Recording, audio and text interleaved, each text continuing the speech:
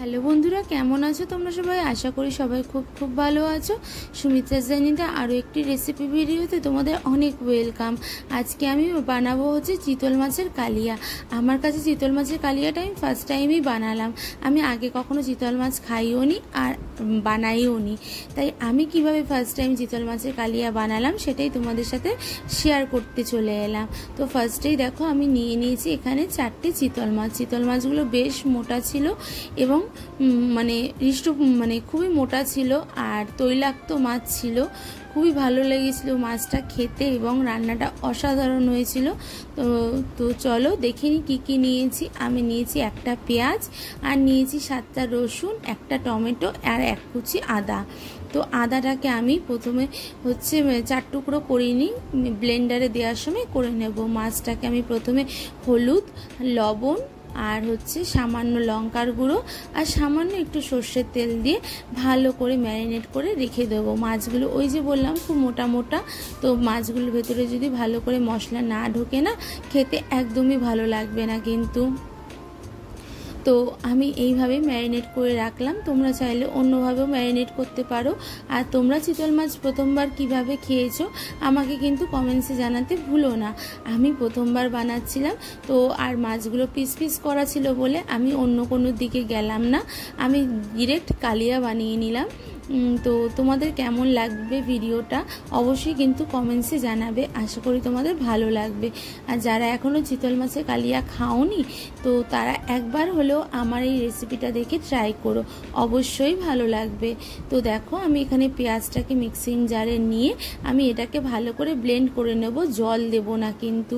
দেখো আমি জল ছাড়াই পেঁয়াজটাকে ব্লেন্ড করে নিয়েছি। এবারে আমি বাকি মশলাগুলো যেমন টমেটো, রসুন আর আদাটাকে ওই যে বললাম ছুরির সাহায্যে 4 টুকরো করে নেব, নিয়ে ভালো করে ব্লেন্ড করে নেব।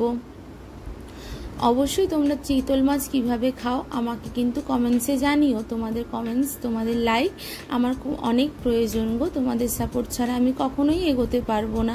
আর তোমাদের কাছে একটাই রিকোয়েস্ট, প্লিজ কেউ তোমরা আমার ভিডিওগুলো স্কিপ করে দেখো না। তোমাদের কাছে অনেক অনেক রিকোয়েস্ট করছি, প্লিজ স্কিপ করে দেখো না। ভালো না লাগলে একটা শুধু চালিয়ে রেখে দিও, তাহলেও হবে, কিন্তু স্কিপ করে দেখো না প্লিজ, এটা আমার তোমাদের কাছে রিকোয়েস্ট। তো দেখো আমার আদা রসুন আর টমেটোটা পেস্ট করা হয়ে গেছে। ওর মধ্যে আমি দিয়ে দিলাম পরিমাণ মতন হলুদ, আর এখানে আমি ছোট চামচের একদমই পুচকি একটা চামচে 3 থেকে 4 চামচ লঙ্কার গুঁড়ো দেব। তোমরা কিন্তু লঙ্কার গুঁড়োটা বুঝে দেবে। আমার চামচটা একদমই ছোট ছিল, তাই জন্য আমি 3 থেকে 4 চামচ দিয়েছি, তোমরা কিন্তু এতটা দেবে না। আর আমি একটা বড় চামচে জিরের গুঁড়ো, ধনের গুঁড়ো একসাথে মিক্সড করে 1 চামচ দিয়ে দিলাম সামান্য একটু জল দিয়ে ভালো করে আবার মিক্সিটা ঘুরিয়ে নেব, যাতে ভালো করে মিক্সিটায় যে গুঁড়ো মশলাগুলো দিলাম সেগুলো যেন ভালো করে পেস্ট হয়ে যায়। তো এবারে আমি চলে যাব গ্যাসে, কড়াই বসিয়ে দিয়েছি। কড়াইয়ের মধ্যে দিয়ে দিলাম সর্ষের তেল। আর সর্ষের তেলটা গরম হতে হতে আমি এখানে যে মিক্সিং জারটা মশলাটা করে রেখেছিলাম তার মধ্যে দিয়ে দিলাম সামান্য একটু সর্ষের তেল দিয়ে চামচ দিয়ে নেড়ে দিলাম। তাহলে না বেশ একটা বাটা মশলার ফ্লেভার আসে সর্ষের তেলটা দিলে। তো আমি এরকম যখন গুঁড়ো মশলা দিয়ে রান্না করি গুলে, পেস্ট বানিয়ে, তো তখন আমি এরকম সর্ষের তেলটা দিই। তো কড়াই তো গরম হয়ে গেছে আর চিতল মাছগুলোকে আমি খুব আস্তে আস্তে ছেড়ে দিচ্ছিলাম। আমার ভয় লাগছিল, কারণ তৈলাক্ত মাছ তো যদি ছিটে আসে, কিন্তু না, একদমই ছিটে আসেনি। তো আমি বেশি মাছ একবারে দিইনি, দুটো দুটো করেই আমি ভালো করে অনেকক্ষণ টাইম নিয়ে 2 পিঠ ভালো করে ভাজা করে নিয়েছি। কারণ যদি 2 পিঠ ভালো করে ভাজা না করি, ভেতরটা কাঁচা থাকলে কিন্তু একদমই খেতে ভালো লাগবে না। আর আমার নাকে একটুও কাঁচা গন্ধ গেলে আমি খেতে পারি না, তাই জন্য আমি ভালো করে মাছগুলোকে ভেজে নিলাম। তবে একদমই কড়কড়ে করে শক্ত করে ফেলিনি, যতটুকু ভাজার দরকার ততটুকুই করেছি। এইভাবে আমি বাকি মাছ দুটোকেও ভেজে নেব। আর তোমরা কে কোথা থেকে আমার ভিডিওগুলো দেখছো অবশ্যই কিন্তু কমেন্টসে জানাতে ভুলো না। আর তোমাদের যদি আমার ভিডিওগুলো ভালো লাগে প্লিজ আমাকে সাপোর্ট করো। যারা আমার চ্যানেলটিকে এখনও পর্যন্ত সাপোর্ট করোনি, সাবস্ক্রাইব করোনি, তারা প্লিজ আমার চ্যানেলটিকে সাবস্ক্রাইব করে দাও। আর পাশে থাকা নোটিফিকেশান আইকনটাকে টং করে বাজিয়ে দিই, নোটিফিকেশানটাকে অল করে রাখো, যাতে আমি যাই ভিডিও পোস্ট করি না কেন সবার আগে তোমাদের কাছে পৌঁছে যায়। বন্ধুরা, তোমরাই আমার সাপোর্টার, তোমরা না থাকলে আমি হারিয়ে যাবে সুমিত্রাস জার্নি। আমার ভিউজ আমি অনেক দিন যাবত ঠিক মতো রেগুলার বেসিসে ভিডিও দিতে পারছি না, তাই জন্য আমার চ্যানেলটা ডাউন হয়ে গেছে। তোমরা যদি ঠিক মতন সাপোর্ট করো তাহলে আবার আমার চ্যানেলটা ঠিক হয়ে যাবে। অনেক কথা বলে ফেললাম। দেখো কড়াইয়ে সর্ষের তেলের মধ্যে আর একটুখানি সর্ষের তেল দিয়ে আমি ফোড়নে দিয়ে দিলাম হচ্ছে দারচিনি, এলাচ, লবঙ্গ আর একটা বড় এলাচ। বড় এলাচের মধ্যে থেকে যে ফ্লেমগুলো মানে গরম মশলার ফ্লেমটা বেরিয়ে গেলে আমি বড় এলাচটা তুলে ফেলে দিয়েছিলাম। এর মধ্যে আমি দিয়ে দিলাম হচ্ছে পেঁয়াজ বাটাটা। পেঁয়াজ বাটাটাকে এবার আমি ভালো করে ভাজা ভাজা করে নেব, যতক্ষণ না পেঁয়াজের কাঁচা গন্ধটা চলে যাচ্ছে এবং পেঁয়াজটা একটু লাল লাল করে ভাজা হচ্ছে ততক্ষণ পর্যন্ত আমি খুন্তিতে নাড়িয়ে নাড়িয়ে ভালো করে ভেজে নেব। দেখো পেঁয়াজটা আমার কিন্তু লাল লাল করে ভাজা হয়ে গেছে। এরপর আমি দিয়ে দেবো আগে থেকে মিক্সিতে পেস্ট করে রাখা আদা, রসুন, টমেটো এবং জিরের গুঁড়ো, ধনের গুঁড়ো, হলুদ গুঁড়ো, লঙ্কার গুঁড়ো দিয়ে যে পেস্টটা বানিয়ে রেখেছিলাম সামান্য সর্ষের তেল দিয়ে, সেই পেস্টটা আমি দিয়ে দিলাম। তো পেস্টটা দিয়ে ভালো করে নাড়াচাড়া করে এর মধ্যে আমি দিয়ে দেবো হচ্ছে আর একটুখানি জল দিলাম, দিয়ে ভালো করে নিচে যাতে না লাগে ভালো করে খুন্তির সাহায্যে নেড়ে নেড়ে আমি মশলাটাকে কষিয়ে নেব। যাতে মশলাটা নিচে লেগে না যায়। দিয়ে দিলাম হচ্ছে পরিমাণ মতন হলুদ আর দিয়ে দেবো হচ্ছে সামান্য একটু চিনি। চিনিটা আমি সব রান্নাতেই দিই। চিনিটা হচ্ছে ঝাল, নুন সব কিছুরই একটা টেস্টটাকে ব্যালেন্স করার জন্য চিনিটা রান্নায় দিলে টেস্টটা কিন্তু খুবই ভালো হয়। তো ভালো করে দেখো আমি কষিয়ে নিচ্ছি, সামান্য একটু একটু করে জল দিচ্ছি, দিয়ে কষিয়ে নিচ্ছি।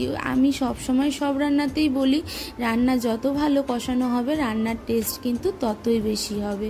তো দেখো আমি দিয়ে দিলাম আর একটুখানি জল, দিয়ে দেখো আরও ভালো করে নেড়ে কষিয়ে নিচ্ছি। আর দেখো কেমন তেল ছাড়ছে, তেলগুলো ছেড়ে গেছে। এবার আমি দিয়ে দেবো হচ্ছে জল।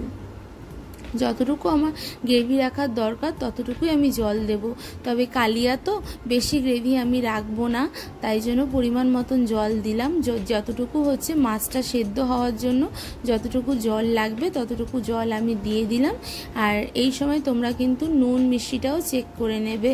আর দিয়ে দিলাম হচ্ছে একটু সামান্য গরম মশলা গুঁড়ো, যাতে একদম বিয়ের বাড়ির মতন খেতে হয়েছিল ওই জন্য আরও দিলাম। আর দিয়ে দিলাম হচ্ছে সামান্য হচ্ছে ধনেপাতা কুচি। ধনেপাতাটাও ঝোলের সাথে ফুটে যাবে। আর মাছগুলো দিয়ে দিলাম, তাহলে ধনেপাতার ফ্লেভারটাও মাছের মধ্যে ঢুকবে ভালো মতন। আর মাছগুলো খুব ভালো করে আমি সুসিদ্ধ করে নিয়েছিলাম, যাতে মাছগুলোর ভেতরে সমস্ত মশলার ফ্লেভার ঢোকে। মাছগুলো যেহেতু বললাম আগেই অনেকটা মোটা মোটা ছিল, যাতে ভালো করে মাছগুলোর ভেতর মশলা ঢোকে তার জন্য আমি খুব ভালো করে মাছগুলোকে উল্টে পাল্টে ভালো করে ঝোলের সাথে সিদ্ধ করে নেব।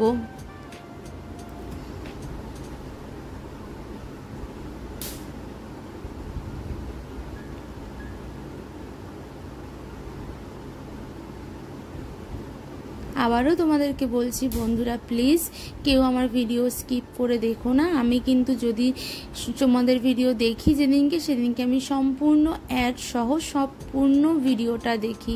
আর যখন আমি সময় পাই না বা আমার কিছু প্রবলেমের জন্য দেখতে পাই না সেদিন আমি পুরোই দেখি না, কিন্তু আমি এমন করে স্কিপ করে দেখি না। তোমাদের কাছে অনুরোধ রইল প্লিজ আমার ভিডিও কেউ স্কিপ করে দেখো না। যদি সময় না পাও তাহলে তোমরা পরে দেখো, কিন্তু স্কিপ করে দেখো না।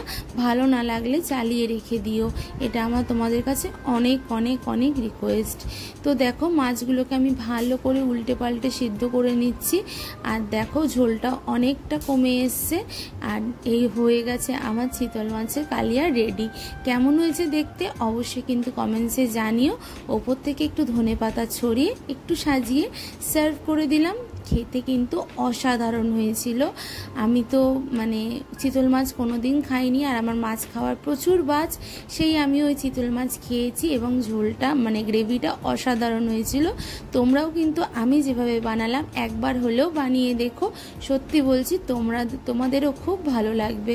তো চলো বন্ধুরা, ভালো থেকো, সুস্থ থেকো, দেখা হবে নতুন কোনো দিনে নতুন কোনো রেসিপি ভিডিও বা ব্লগ ভিডিওর সাথে। ততক্ষণ সবাই সুস্থ থেকো, ভালো থেকো আর আমার পাশে থেকো। তোমাদের সাপোর্ট, তোমাদের ভালোবাসা আমার অনেক প্রয়োজন। যারা আমার চ্যানেলটিকে এখনও সাবস্ক্রাইব করোনি প্লিজ জলদি জলদি সাবস্ক্রাইব করে নোটিফিকেশান আইকনটাকে টং করে বাজিয়ে দিয়ে নোটিফিকেশানটাকে অল করে রেখো, যাতে আমি যাই ভিডিও পোস্ট করি সবার আগে তোমাদের কাছে পৌঁছে যায়। চলো tata, bye bye, good night.